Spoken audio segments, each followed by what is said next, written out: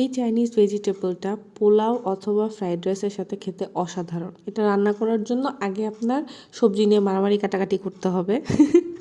তারপরে আমরা সবজিগুলোকে এখানে আমি পেঁপে, গাজর, ফুলকপি আর বাঁধাকপি নিছি। আপনারা আপনাদের পছন্দ মতো সবজি নিতে পারেন। হালকা একটু পানিতে এটা আমি সেদ্ধ করে স্ট্রেন করে নিছি।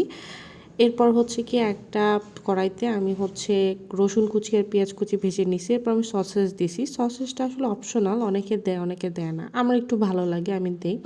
তারপর একটু লবণ দিয়ে, গোলমরিচের গুঁড়া দিয়ে আর সয়া সস দিয়ে আমি একটু নেড়ে চেড়ে নিছি। সবজিগুলো একটু ভাজা ভাজা যখন হয়ে গেছে তখন ওই সবজিতে আমি পানি অ্যাড করছি।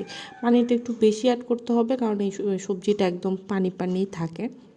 এরপর আমি কর্নফ্লাওয়ার পানিতে গুলে নিয়ে কর্নফ্লাওয়ারটা মিক্স করে সবজির যে থিকনেসটা আছে সেটা এনেছি। 5 মিনিট রান্না করার পর ইটস রেডি আমাদের চাইনিজ ভেজিটেবল।